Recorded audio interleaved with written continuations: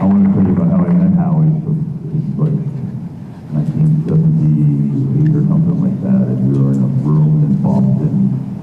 We were having a fun time.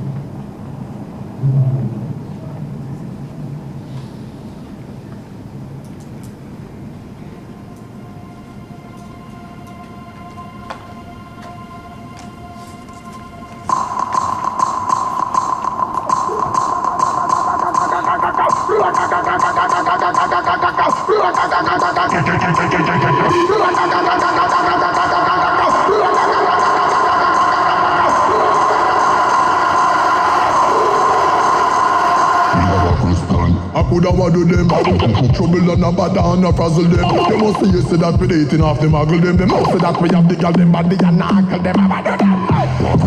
The novel them, as in the club and we a pop up all the back of them. Remember say them can't run in, cause we defend and we tackle them. And the water come out and we not see them. Back up on the match and no we don't care what them a say. Come in like them out and move but we don't hear what them a say.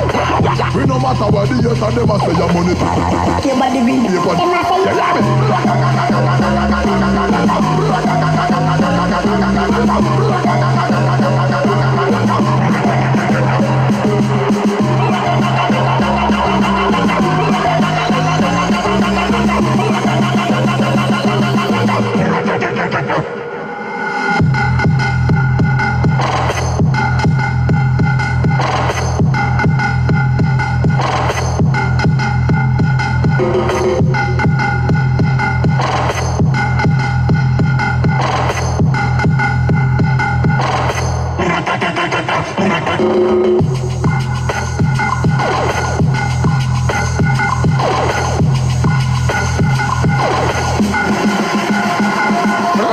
When we step out, like Papa, we bang. Call the electrician, no man is a shaka, you know.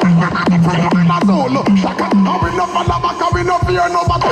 The fear son of back, stop a split fire, and if you know some man are real, people, but never the bad. Tell us with them.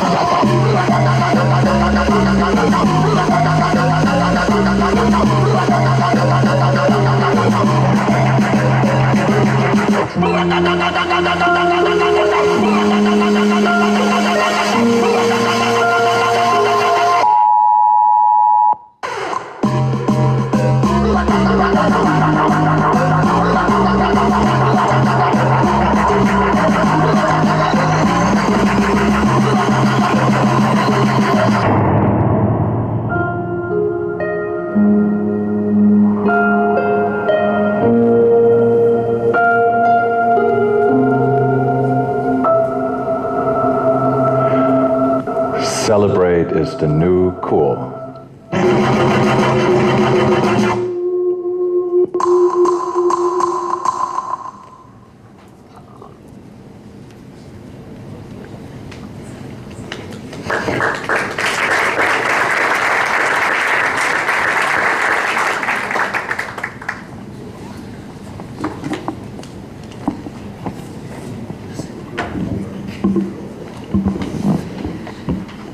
Vamos dar início à primeira sessão com o título O Romance das Viagens na Era Digital.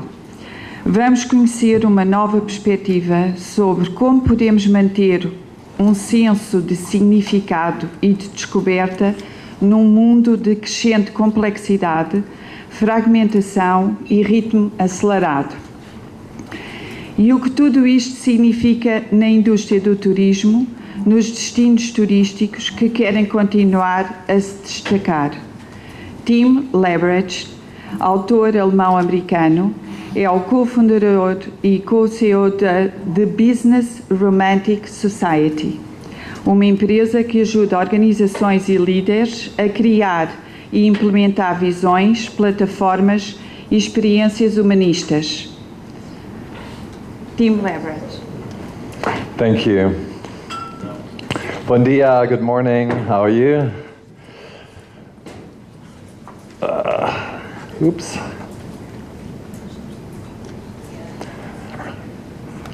So wonderful to be here. In case you wondered, that was my voice, Celebrate the New Cool. That was like on my bucket list to be part of a Spike Jonze commercial. That was awesome. So it's wonderful to be here in Cascais. Thank you, Archem, for the invitation. I am your customer. I'm German. I come from Berlin, Germany, but I'm also American. And I am a tourist. I'm a tourist to Cascais. I'm a tourist to the country of Portugal. But sometimes I feel I'm also a tourist to the world of business because I am an unapologetic romantic. And that doesn't seem to really jive well with business. Let me just do a quick poll. Who of you would consider themselves to be a romantic in the way you lead your life? Raise your hand. Ah, that was a very, very fast. Okay, well, that's certainly fewer hands than usual. Okay.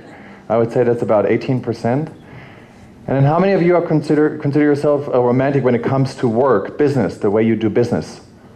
Ah, interesting. It's not the same hands. Okay. So I'm a business person as well. I'm an entrepreneur, but I'm also an unabashed romantic. And I think the two belong together. I believe the world would be a better place if we had more romance in our life. As simple as that. And I believe we must find it and create it in and through business. No one said it's easy, right? You could argue that never before has it been so important to be a romantic.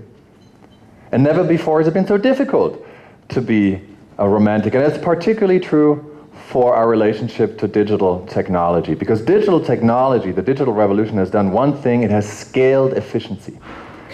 It has enhanced efficiency pressures. And if you look at the history of digitalization, the digital revolution, you could consider it as like a series of disappointments and disenchantment.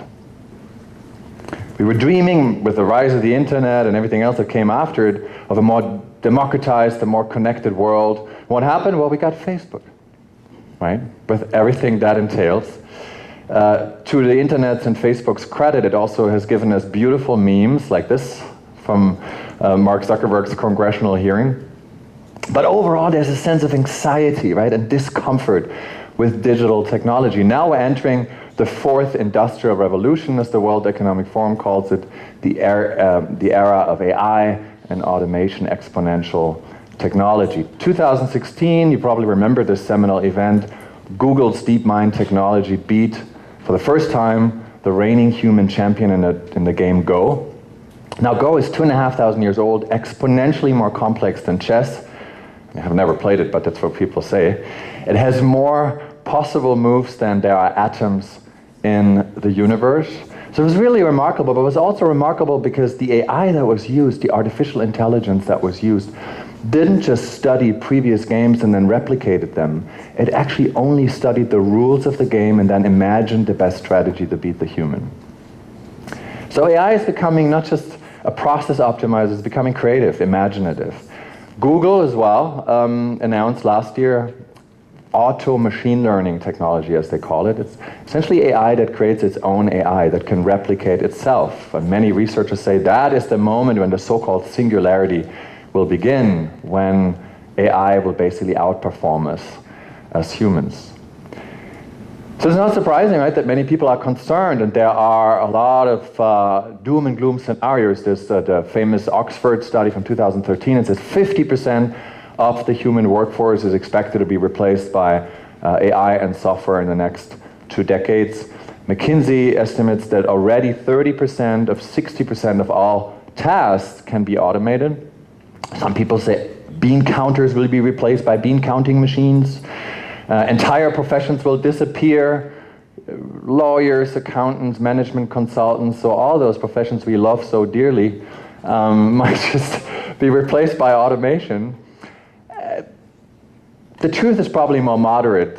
Andrew McAfee from MIT says, not sure if AI is going to replace humans, but humans who are comfortable working with AI and can work with AI will replace humans who cannot work with AI.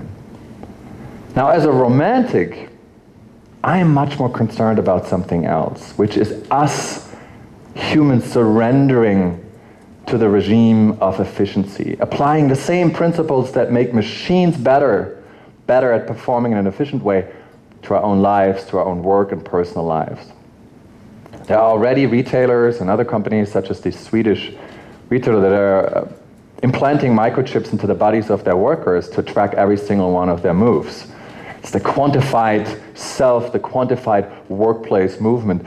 There are some rather bizarre extreme scenarios, such as this app called Don't Worry, Be Happy. It uses technology to scan your facial expressions. If you stop smiling at the workplace, if you stop being happy while working on a computer, it deletes everything you've entered the past hour. And this obsession with the quantified self, the datafication, the optimization of everything, has infiltrated the most private aspects of our lives, the most intimate ones. There's an app called Spreadsheets that promises its users to enhance their sexual performance based on a proper analysis of past performances. If that doesn't work, you can use this service called Breakup Text that automates, as you might suggest, your breakup text messages. So you can be the perfect lover and the perfect also divorcer, I guess, with technology. And if everything I just shared does not work for you, then you can use this service called Invisible Girlfriend. That is a web service that sends you fake text messages, fake emails, and makes even fake phone calls. It's very convenient. An Invisible Boyfriend, apparently, it doesn't exist yet, but it's in beta, it's being developed.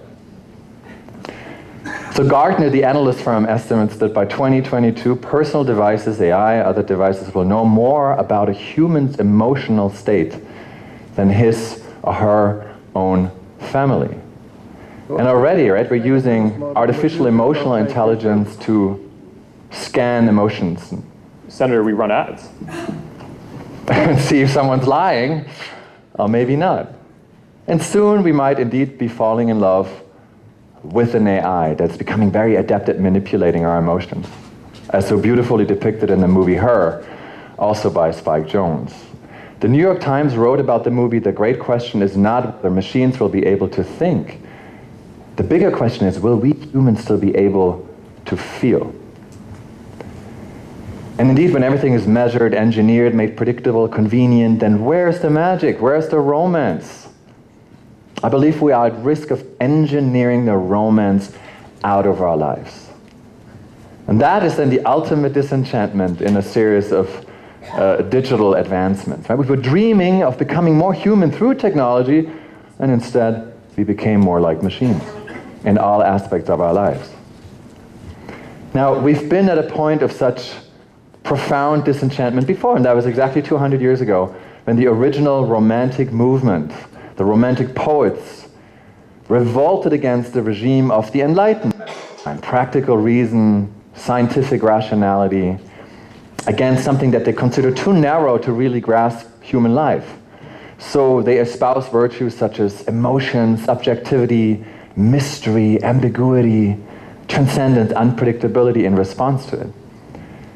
And I believe we're now in a similar situation. We're on the cusp of a new romantic era. We need a new romantic movement, this time in response to the disenchantment that is caused by the datafication, the quantification, the mechanization of everything. And I believe that business people, industries, and especially the travel and the tourism industry can be the new romantic meaning makers of our time. Romance is what makes us human against AI and automation. And romance is also the ultimate differentiator for a nation, a society, an organization, a brand, a region, a city, when everybody else is just maximizing and optimizing. If machines take our jobs and do them more efficiently, and they will, then the only work that is left for us humans is the kind of work that must be done beautifully. What does that mean? Beauty emerges when something unexpected happens, something that disrupts our routine, something like this. Scandals happen all the time. The question is, how do democracies respond to those scandals? And what will it mean for the wider region? I think one of your children has just walked in. I mean, shifting sands in the region, do you think relations with the North may change? I would be surprised if they do. Pardon me. My apologies. What was this going to be for the region? My apologies. Wait. Sorry. North Korea. South Korea's policy choices on North Korea. Yeah, he handles it surprisingly well. So you've probably seen, or many of you have seen this, but it's just beautiful. I just want to watch it every morning just to get into the right mood for the day. But the question is, of course, this kind of beauty, this kind of unexpected events, this spirit, this romance, how do we operationalize that? How do we instill that into our organizations, into our lives? So I'd like to propose 3 principles, design principles of romanticism in the machine age. I call them the rules of enchantment, and I think they're particularly relevant for the tourism and the travel industry. The first is called do the unnecessary. So I was once head of marketing at a company that was the result of a merger of a large IT outsourcing firm, 9,000 software developers, mostly in India. And the other company that merged was a small design boutique firm in San Francisco, 900 creative types, designers. And to unify these two vastly different cultures, we were launching a new identity, a new brand. And the new brand color was going to be orange. And as we were going through the launch plan and the budget, we decided last minute, and when I say we, actually I mean the CFO, I decided last minute to cut the purchase of 10,000 orange balloons that we had meant to distribute to staff worldwide. We just thought, oh, balloons, they're kind of cute, but they're unnecessary. They're not mission critical. We didn't know back then that when we cut the purchase of these balloons, it marked the beginning of the end. That these two cultures would never become one, that these two organizations would never merge. And sure enough, the merger eventually failed. Now, was it because there weren't any orange balloons? No, not entirely. But the kill the orange balloons mindset had permeated everything else. You might not always realize it, but when you cut the unnecessary, you cut everything. You cut your culture, you cut your heart. To lead with beauty means to rise above what is merely necessary. And someone who knew this really well is Steve Jobs. So I worked at Frog Design for 8 years in San Francisco. Frog Design is credited with crafting the design language for the Macintosh computers and other work of Apple. And Steve Jobs insisted famously that the interior of computers were designed with the same rigor and love and excellence as the exterior. And he said, customers don't see it, but they can feel it. It's the power of the invisible, the power of the unnecessary. And Elon Musk, CEO of SpaceX and Tesla, is probably Steve Jobs' only natural visionary heir. And he was asked lately at a conference why he wants to colonialize Mars, whether that was irresponsible when, in fact, there were so many pressing issues on Earth. And his response was remarkable. He said, I'm not really here to solve all of humanity's problems. I just want to think of the future and of travel to new worlds and not be sad. So we appreciate business as this big problem-solving machine, rightly so. But we underestimate the industry's and business's ability to be a meaning maker, to inspire, to be the great socializer of our time. And that brings me to principle number 2, create intimacy. As I said, I'm half American, and sadly, a report came out 2 years ago that said that the average American has only one close friend. Now, before we make fun of Americans and their lack of social capital, the numbers are not so different in Europe, and they've vastly deteriorated over the past 10 years. So much so that the UK has a minister of loneliness. Sociologists speak of an age of loneliness and social isolation, which is surprising given the fact that we've never been more connected, never been more communicative than in this point in history. How many of you have checked their phones while I was talking? Okay, at least you're honest. Okay. Oh, okay, that's enough. So we check our phones 80 times a day on average, right? And yet we are lonelier than before. How is that possible? The author Richard Bach has an explanation. He says the opposite of loneliness is not togetherness, it's not being hyper-connected, it's intimacy. And we are in dire need for more intimacy in these digital times. So much so that there are already business models, experiences popping up to address that. Of course, it's in LA, and in the Hollywood Hills, there's now a new business called people walking.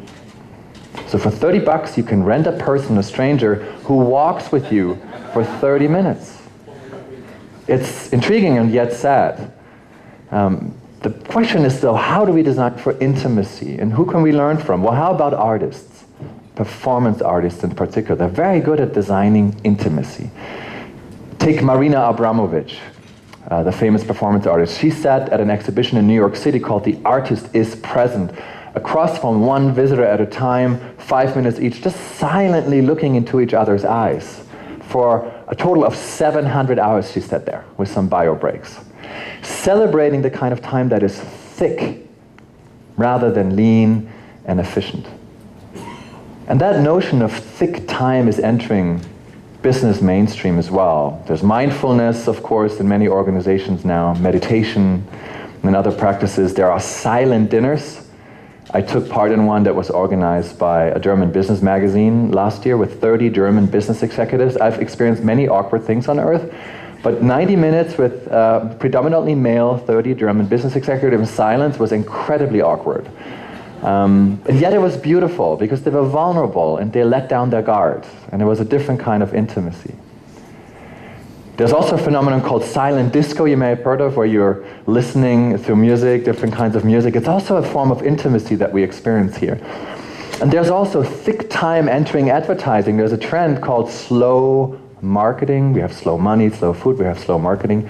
This is an ad that really epitomizes that. You can watch paint dry, right? That's the epitome of thick time. Traveling is thick time. There's a lot of boredom involved, a lot of empty time. And that's really what we want, isn't it? Leela Davachi said, we say we want more time, we want to be more efficient. But what we really want is more memories. And obviously you are in the business of making memories. You're in the business of satisfying our need for nostalgia. And nostalgia is often misunderstood as a longing for a time gone by, as backward thinking. But it comes from the Greek term nostos algos. It means pain from an old wound. It's an aching for a home, aching for something essential, profound, that we seem to have forgotten in these digital days. We are craving these concierges in the hotels, people who treat us as unique, individual, subjective human beings, rather than being an algorithmic recommendation engine. People who give us a personal experience rather than a personalized experience. You know who's really good at that? Airbnb, whether we like it or not. You know, on the one hand, of course, they're incredibly data savvy, right? Big data, they're super smart, sophisticated data matchmaking engine. But at the same time, at the very heart of their brand is a romantic promise, which is to look into the lives of strangers and to have that moment of intimacy by stepping into the life of others, even just for a day or for a few moments. And I think that really makes them so successful. They are smart and they are romantic. Now, speaking of intimacy, right, you might wonder, oh, we get it between humans, but how about intimacy between humans and machines? Is that possible? Does it matter? And what should we make of it? Well, first of all, there's been a famous experiment conducted by Kate Darling, an MIT researcher.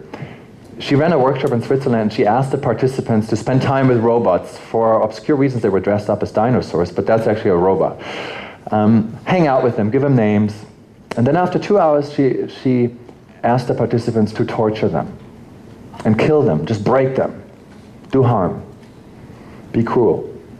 And not a single human participant was able to do that. People were really uncomfortable, struggling with it. Some even burst into tears. And she took it as evidence, among other research, that we do form emotional relationships to machines, even over a short period of time. And in fact, there are conversations we probably rather have with machines than with humans. Chatbots. Already 60% of millennials worldwide rather have a chatbot doing their service than a human. And there are also services, particularly in mental health, end-of-life planning, or other sensitive issues where we don't want to be socially judged or face another human, that we rather have with machines. So I think what this means for you is, like, the question is, how do we create intimacy What do we delegate to humans and how do we use machines? But the most important goal is to create moments of intimacy. That brings me to the third and last principle, because intimacy comes from vulnerability, and vulnerability comes from our very human capacity to suffer a little. Romance is not identical with happiness or harmony, right? It has a dark side to it. We have skin in the game, we suffer a little. But that is counter to the experiences, the workplace and customer experiences that we encounter and design for, which are all about instant gratification, maximum comfort, maximum convenience, and so forth. Amazon, of course, is the poster boy. It will soon deliver everything our heart can possibly desire via drone to our doorstep.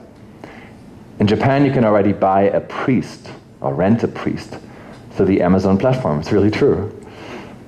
In Dubai, you can use a drone, right, basically as a taxi from the airport to a hotel. At least some people can afford it. And then, of course, Amazon Go is now the super efficient, convenient, fully automated, human-free supermarket. The promise was no more lines, no more queues, no humans. This is what happened. Humans queuing up to get into the store. Why? Because there's only one thing that is more important than convenience to us humans, and that is experiences. Experiences with other humans. And this is why people climb up on the Alp tops, the mountain tops of the Alps, to see the leading bikers of the Tour de France fly by in 10, 15 seconds. This is why people participate in a not-so-convenient bull run, for example, right? Exposing themselves to dangers that they really don't need.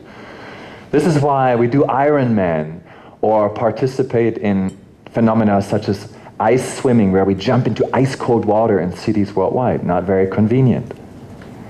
This is why more than 50,000 people embark to the Burning Man Festival every year in the Black Rock Desert in Nevada to celebrate this radical expression of ourselves, losing control of our identity, exploring other worlds in a very radical way. When you talk to evolutionary psychologists and you ask them, said, why is it that we seek these experiences? They would tell you that our brains are still wired for the Stone Age. That we're still looking for life-threatening, existential, precarious, dangerous experiences that give us a sense of fitness, of meaning, of being alive. However, we have mostly banned them from our modern domesticated societies. Thank God, they're not as dangerous anymore for us in the Western world. But we need these precarious experiences to experience meaning. So what do? We create surrogate replacement, substitute experiences. We go bungee jumping, we run ultra marathons, we go skydiving, or we go to IKEA. IKEA has perfected the art of making its customers suffer a little. Is anybody here from IKEA? And I mean this with the greatest respect. But they really understand that if you self-assemble your Billy Oslo or clip-on piece of furniture, it's basically a reminder of your own existential incompetence. And the same principle of frustration, of suffering a little bit, is inherent in all loyalty programs. Take frequent flyer miles. It's never about instant gratification. It's never about fulfillment. It's all about delayed gratification. One day I cash them in, right? It's permanent unfulfillment, a very romantic principle indeed. And of course we can talk about suffering a little bit being in Portugal without talking about fado. So I had the great pleasure of spending an evening with fado musicians in Lisbon last year. And they were telling me, Tim, you cannot automate fado. Other music, yes, but not fado. And I said, why is that? And they said, because fado is all about making mistakes. The rhythm is sort of unsteady. There are little mistakes the musicians make. That's the whole point, because the mistakes are like the scars of the protagonists that are portrayed. It makes it human. And I think that's a beautiful analogy to the way we should craft our experiences. We should wonder, like, how do we actually design cracks and flaws and be imperfect and make people suffer a little, just so that the experiences are special and that they appreciate them again. We've done a really good job of turning our devices, our lives, our cities into smart experiences, smart objects. But as Paul Theroux said, When it comes to travel and our experiences, delay and dirt, the unexpected, the suffering, those are the realities of the most rewarding travel. You cannot automate Portugal. You cannot automate Cascais. And in fact, you are catering to two kinds of suffering. One is nostalgia, which I mentioned earlier. It's the suffering, the aching for a home, for something essential. And the other one is this beautiful German word, I haven't found a translation for it yet, Fernweh. Right? An ache for distant places. This very romantic idea that there's always another world possible.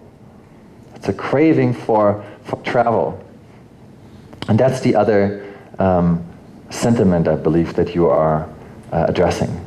So in closing, these are the three romantic principles. Do the unnecessary, create intimacy, and suffer a little. And I believe they indicate a shift from a smart, connected age. It's all about data, data, data, data, knowing everything, to a new romantic era where it's about big intuition, mystery, silence, unpredictability, passion, and even frustration as a design principle, and significance instead of efficiency and excellence.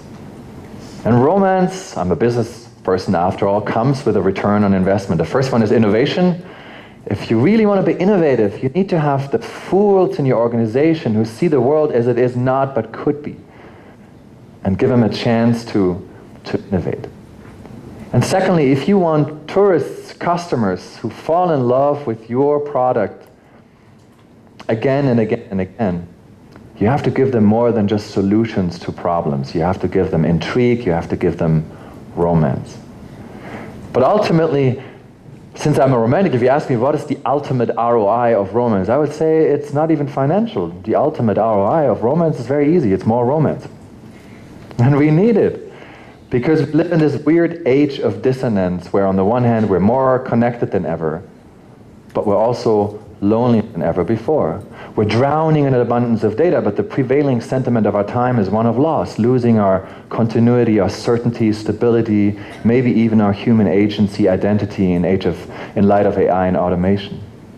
And this is why it's so important that we create and nurture brands and experiences and organizations that are like home, that are gardens and not machines, that are not only more useful and convenient, but more beautiful. And I believe if we combine digital technology and exponential technology with those principles and those inherently human qualities, then we can not only be incrementally more productive, or exponentially more productive, we can be perhaps incrementally a little bit more human. And that is the vision of the future that hopefully not someone like me, a romantic, can subscribe to. Thank you very much. Thank you. Oh, thank you. We are going to give 2-3 questions to team. Who wants to ask a question? No one?